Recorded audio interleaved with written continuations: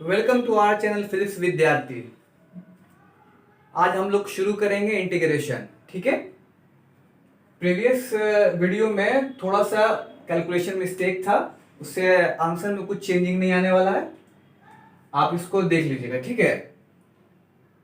Last video kinematics 1D motion lecture number 4 and video का timing मैंने यहाँ पे लिख दिया है 29 मिनट 47 सेकंड पे। ठीक है। बस सिर्फ इस कांस्टेंट को ना मैंने इसमें मल्टीप्लाई नहीं किया था, ऐसे कुछ फर्क नहीं पड़ने वाला है आंसर में। ठीक है। चलो एक बार आप चेक कर लेना। थोड़ा बहुत अगर कैलकुलेशन मिस्टेक हो तो आप खुद से करेक्ट कर सकते हो। ठीक है। ये हो जाता है कभी कभी। 2+2=5। It's a human behavior, so should not focus on that. ठीक है। आप अपने से इसको करेक्ट कर सकते हो। ठीक है। चल आज स्टार्ट करेंगे इंटीग्रेशन। इससे पहले डिस्ट्रीब्यूशन समझ लो। देखो डिस्ट्रीब्यूशन क्या होता है। A collection of constituting units of some configuration. Distribution दो तरह के होते हैं, discrete distribution and continuous distribution. Discrete distribution क्या होता है? A distribution in which constituting units are individually identifiable. To take sum of discrete distribution we use mathematical technique of summation sigma. Example के लिए sigma i is equal to 1 to n x i is equal to x one plus x to plus x three plus so on x n. देखो कोई भी चीज अगर कोई भी body अगर होता है वो डिफरेंट यूनिट से मिलके बना होता है। ठीक है। डिफरेंट स्पेयर पार्ट, मोबाइल देख लो, ह्यूमन बॉडी देख लो, हाथ है, पैर है, सर है, आंख है। तो अगर सबको कलेक्ट करोगे तो वो एक कंस्टिट्यूटिंग बॉडी बन जाएगा। एक डिफरेंट यूनिट को मिला कर करके एक पूरा क्या बोल सकते हैं, एक बॉडी बन सकता है, फॉर्म हो सकता है। ठीक है। बट कुछ तरीके का डिस्ट्रीब्यूशन ऐसा होता है जो बहुत ही ज्यादा कॉम्पैक्ट होता है, उसको नेकेड आई से आप आइडेंटिफाई नहीं कर सकते हो। ठीक है। फॉर एग्जाम्पल देखो, जैसे मेरा हाथ है, हाथ के अंदर कितने सारे मॉलिक्यूल है। फिर उसके बाद आप बोल सकते हो कि सेल्स से बना हो, सेल्स के बाद टिश्यू का फॉर्मेशन, बहुत सारा चीज। तो आप इसको इंडिविजुअली नेकेड आई से आइडेंटिफाई नहीं कर सकते हो। ठीक है। बहुत ही कॉम्पैक्ट होता है। तो ऐसे डिस्ट्रीब्यूशन का पता करने के लिए हम एक टेक्निक यूज करते हैं। ठीक है। इसको बोलते हैं इंटीग्रेशन। बात समझ में आ रही है? तो अगर डिस्ट्रीब्यूशन डिस्क्रीट है तो वो सिंपली ऐड कर सकते हैं। ठीक है। x1 plus x2 plus x3 Son, but बहुत ही ज्यादा कॉम्पैक्ट है। ठीक है। तो ऐसे डिस्ट्रीब्यूशन का के लिए एडिशन समेशन के लिए एक टेक्निक यूज होता है, उसको बोलते हैं इंटीग्रेशन। ये एक डिस्टॉर्टेड इसको आप बोल सकते हो, ये साइन है इंटीग्रेशन का। ठीक है। चल ये समेशन कन्वर्ट हो जाता है किसमें? इंटीग्रेशन के साइन में। उसमें बहुत ही लिमिटिंग कंडीशन डालने के बाद वो कन्वर्ट हो जाता है इंटीग्रेशन में। ठीक है। मैंने एक रॉ एग्जांपल बताया है, फिर मैं मैथ्स के अंदर बताऊंगा कि इसको क्यों ऐसा बोलते हैं, तो आपको अच्छे से क्लियर हो जाएगा। पहले आप इसको नोट डाउन कर लो। कंटिन्यूअस डिस्ट्रीब्यूशन क्या होता है? A distribution in which constituting units are so compactly arranged they appear as a single unit, then such a distribution is called continuous distribution. To take sum of continuous distribution we use mathematical technique integration. this is a sign of integration. बात समझ में आ रही है? चलो इसको note down कर लो। ठीक है। अब इसका हमको एरिया निकालना है। अगर ये कर्व ना हो करके स्ट्रेट लाइन रहता तो इसको आराम से निकाल सकते थे। मान लो ये बन जाता रेक्टेंगल, ये बन जाता ट्रायंगल, दोनों को सम करके निकाल सकते थे। बट ये तो कर्व हो गया, तो इसका एरिया कैसे निकालेंगे? इसका एरिया निकालेंगे कैसे? तो उसके लिए हम इंटीग्रेशन टेक्निक का इस्तेमाल करते हैं। सपोज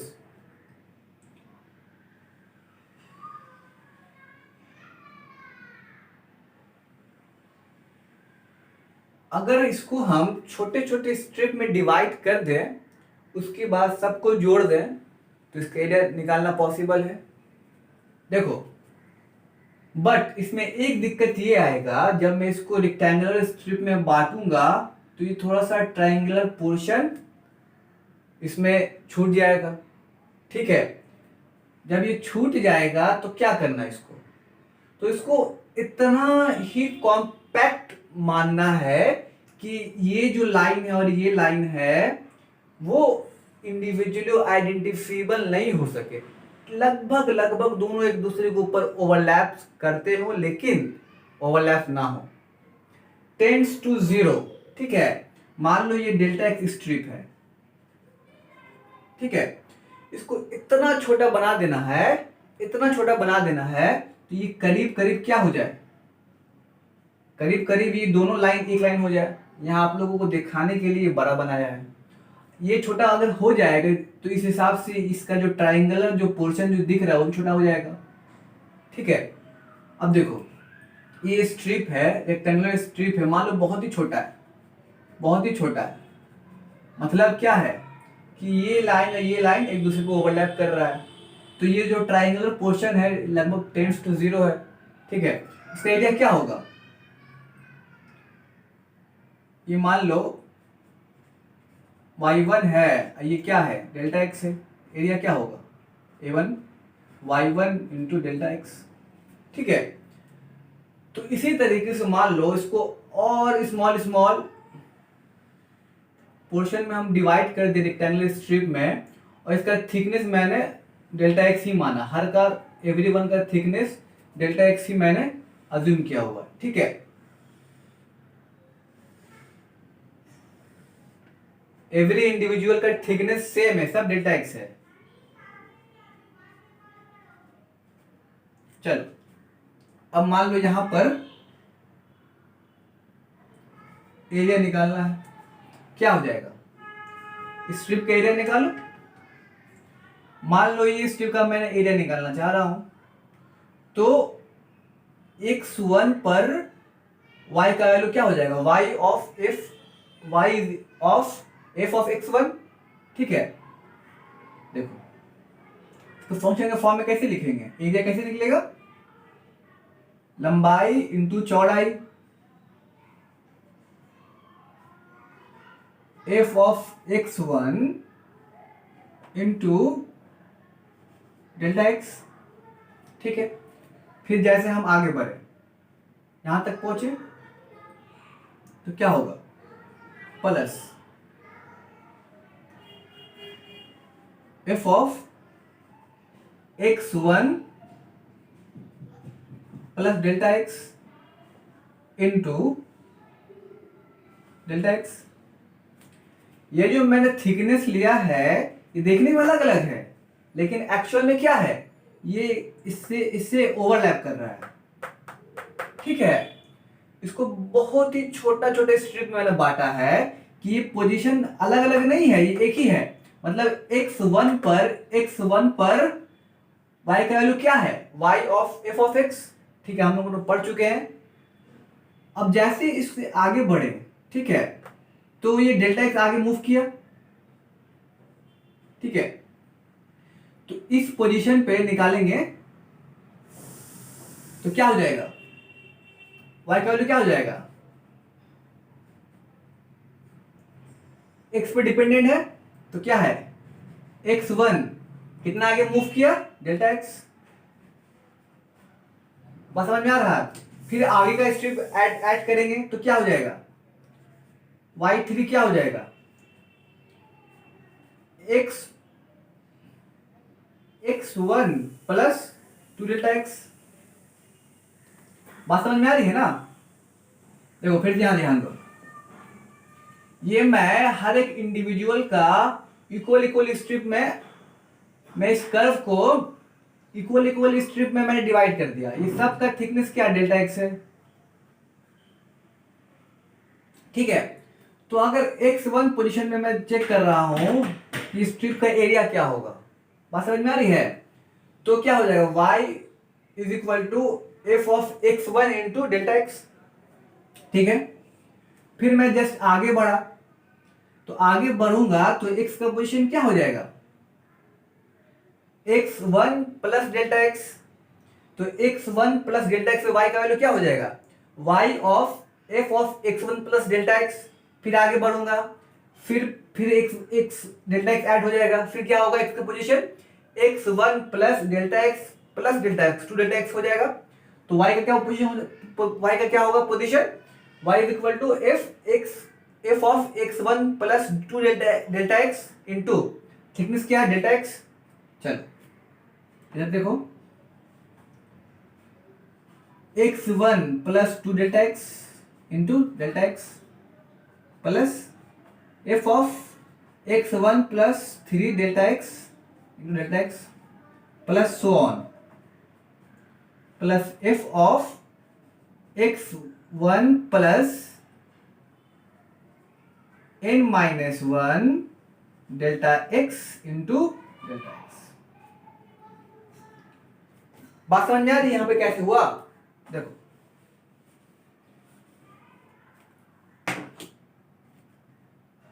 यहां पे मान लो फर्स्ट पोजीशन पुट करेंगे n बराबर 1, तो n बराबर 1 पे क्या वैल्यू बताओ, 1 डालो, 1 माइनस 1 0, तो ये भी 0, f of x1 into delta x निकल गया पहले पोजीशन। अब दूसरा डालेंगे, n बराबर 2 डालो, f of x1 plus second position है 2 minus 1 1 1 into delta x x बराबर n बराबर 3 डालो, f of x1 plus 3 minus 1 2 delta x into delta x आ रहा है ना। तो इसका लास्ट पोजीशन ये होगा, ठीक है। चल अब इसको इतना बड़ा ना लिख करके हम इसको समेशन में ऐड करना चाहें तो कैसे होगा, सिग्मा i का वैल्यू है 1 to n, ठीक है, f of x1 plus n minus 1 delta x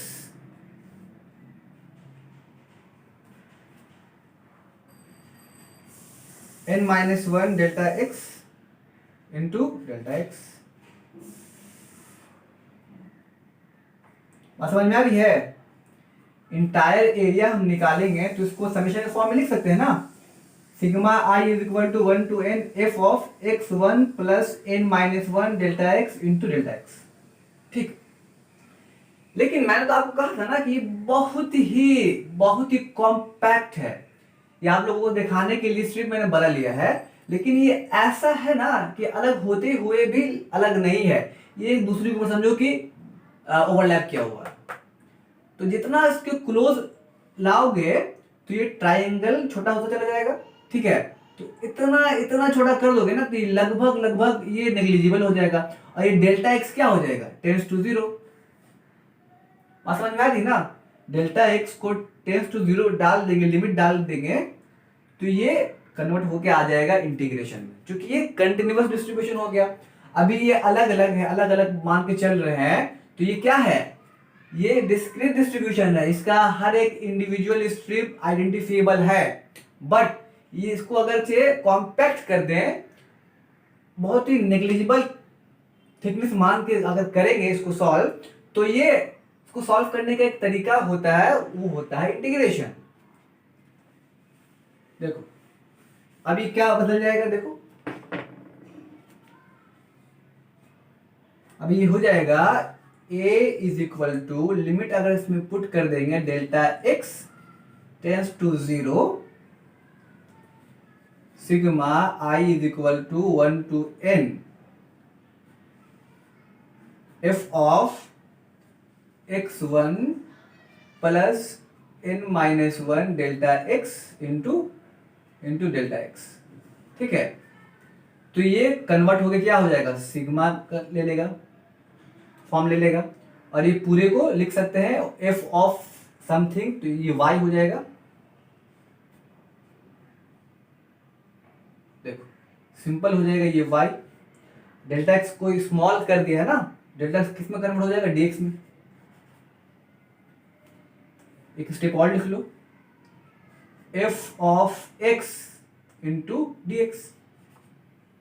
ये पूरा जो पोर्शन है ना, इसको एक्स एक्स अज्यूम कर लिया अंदर में, फंक्शन के अंदर में, ठीक है।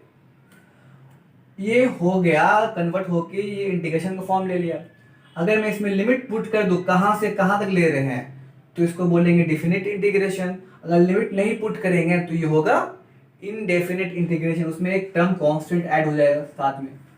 समझ में आ रही ना? चल इसको समझ लो अच्छे से, integration as a summation of continuous distribution. चलो अब हम लोग इसके रिगार्डिंग कुछ फॉर्मूला क्या होता है, इसका क्या इस्तेमाल में होता है, इंटीग्रेशन का इस्तेमाल करते हैं एरिया अंडर द कर्व निकालने के लिए। अगर मान लो ये स्ट्रेट होता तो आराम से निकाल लेते हैं, बट ये कर्व नेचर का है तो इसका तो एरिया कौन सा शेप है पता ही नहीं है, कोई फंक्शन का शेप होगा। तो इसका यूज, इसका टेक्निक से हम लोग इसका एरिया निकाल सकते हैं, ठीक है। ये इंटीग्रेशन होता है, रिवर्स प्रोसेस ऑफ डिफरेंशिएशन होता है। और ये इंटीग्रेशन दो तरह का होता है, इंडेफिनिट एंड डेफिनिट इंटीग्रेशन। कुछ फॉर्मूला हम लोग यूज करके इसको सॉल्व करेंगे। देखो जैसे हम लोग जानते हैं ना, और डिस्प्लेसमेंट होता है, जैसे वेलोसिटी होता है ds बाई dt, ठीक है। तो वेलोसिटी हम लोग निकालते हैं डिस्प्लेसमेंट का चेंज, ठीक है, time respect rate of change of displacement. But अगर डिस्प्लेसमेंट हमको निकालना होगा तो क्या करना होगा, इसका उल्टा रिवर्स प्रोसेस हम लोग इस्तेमाल करेंगे। तो ये हो जाएगा इंटीग्रेशन, डिफरेंशिएशन कर करके वेलोसिटी निकाला। अगर वेलोसिटी वैल्यू दिया रहे और अगर हमको डिस्प्लेसमेंट निकालना हो तो क्या करना होगा, इंटीग्रेशन करना होगा, जस्ट इसका रिवर्स प्रोसेस करना होगा, ठीक है। चलो यहाँ के क्वेश्चन सॉल्व करेंगे, पहले ये चीज समझ लो अच्छे से, ठीक है, कैसे कैसे आया। चलो अब कुछ फॉर्मूला लिख लेते हैं और उसके बाद फिर और इसको आगे फर्दर प्रोसीड करेंगे। We always integrate dependent variable with respect to independent variable. Symbol में देखो y dx, integration of y with respect to x.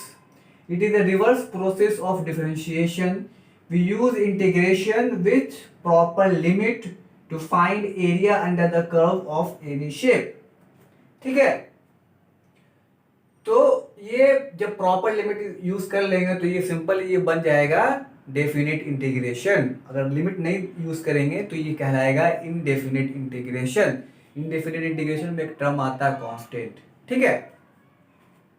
चलो अब हम लोग कुछ फॉर्मूला लिख लेते हैं इसके रिगार्डिंग, फिर आगे प्रोसीड करते हैं। यहाँ देखो कुछ फॉर्मूला है, आप लोगों को याद करना है, ठीक है। Integration x to the power n dx is equal to x to the power n plus 1 divided by n plus 1 plus c। n का वैल्यू -1 नहीं होना चाहिए, अगर n का वैल्यू -1 हो जाएगा तो ये अनडिफाइन हो जाएगा, नीचे 0 आ जाएगा, ठीक है। 1 by x dx is equal to ln x plus c। Integration e to the power x dx is equal to e to the power x plus c। Integration a to the power x dx is equal to a to the power x upon ln a plus c। Integration sin x is equal to minus cos x plus c। Integration cos x dx is equal to sin x plus c। Integration sec square x dx is equal to 10x plus c। Integration sec x into 10x is equal to sec x plus c। Integration cosec square x dx is equal to minus cot x plus c। Integration cosec x into cot x is equal to minus cosec x plus c. ये 10 formula आप लोगों को ध्यान में रखना है और इसमें कुछ कुछ इसी फॉर्मूले से निकाला गया है, ठीक है। बट इसको आप याद कर लो तो आपको मतलब आपका कैलकुलेशन फास्ट हो सकता है, इसको याद कर लेना। 1 upon x square d x is equal to minus 1 by x plus c. Integration 1 by root over x d x is equal to 2 root over x plus c. Integration root over x d x is equal to 2 by 3 x to the power 3 by 2 plus c, ठीक है। ये extra है, इसी फॉर्मूले के help से आया है। अब हम लोग कुछ एग्जाम्पल करते हैं, ठीक है। और देखते हैं कि वाकई में ये रिवर्स प्रोसेस है कि नहीं डिफरेंशिएशन का। ठीक है, चलो यहाँ देखो, अब हम लोग देखते हैं कि वाकई में ये रिवर्स प्रोसेस है भी कि नहीं डिफरेंशिएशन का। देखो ये फंक्शन है y is a function of x to the power n। ठीक है, इसको अगर हम डिफरेंशिएट करेंगे तो क्या जानते हैं हम लोग, n x to the power n minus one. ठीक है, अब इसी को हम इंटीग्रेट करेंगे, देखते हैं ये आता है कि नहीं आता है। देखो n x to the power n minus one, इसको इंटीग्रेट करना है x के रिस्पेक्ट में। ठीक है, n कांस्टेंट बाहर निकल गया, ये पावर में है तो पूरा इसको n मान लेना है, x to the power n plus one divided by n plus one. ठीक है, अब देखो n की जगह क्या पुट करेंगे, n minus one, n minus one plus one. ठीक है, अब देखो वन वन कैंसिल हो गया, हटा दो इसको, ये n बचा, n कैंसिल हो गया, हटा दो इसको, minus one plus one cancel हो गया, x to the power n। देखो आया सेम। ठीक है, तो इस फंक्शन को जब डिफरेंशिएट किया तो ये वैल्यू आया, अब इसको इंटीग्रेट करेंगे तो फिर सीधे ये आ गया, तो ये जस्ट रिवर्स प्रोसेस है। अब कुछ क्वेश्चन करके देखते हैं और आगे।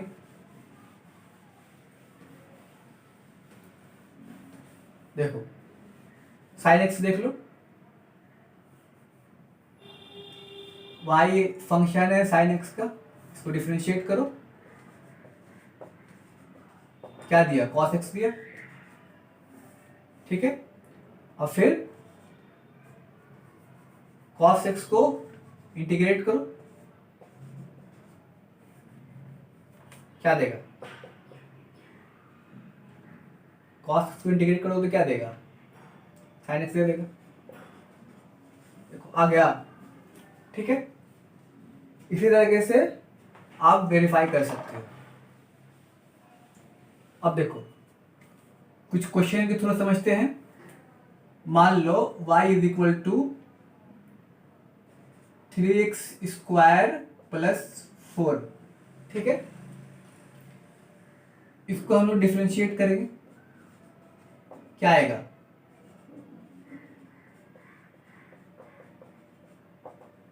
सिक्स एक्स, इसका तो जीरो वैल्यू हो जाएगा। ठीक है, फिर इसी फंक्शन को अगर मैं इंटीग्रेट करता हूं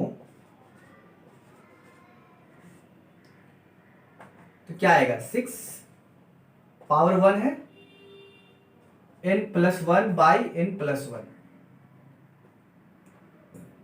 प्लस सी, क्या आया, x की power two by two, two three the six, 3x square. ठीक है, बट यहाँ पे तो एक कांस्टेंट टर्म यहाँ पे पहले से मौजूद है, तो उसको जस्टिफाई करने के लिए यहाँ पे हम लोग कांस्टेंट टर्म लगा देते हैं। अब देखो सेम फंक्शन ले लो बट कांस्टेंट का चेंज कर दो, प्लस 5 कर दो, 6x फिर 0 आ गया, फिर इसको अगर इंटीग्रेट करोगे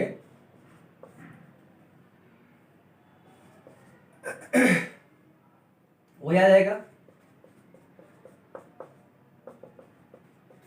बट यहाँ पे तो कांस्टेंट अलग है, तो इसीलिए हम लोग यहाँ पे कांस्टेंट टर्म इसमें लगाते हैं। बात समझ में आ रही है ना।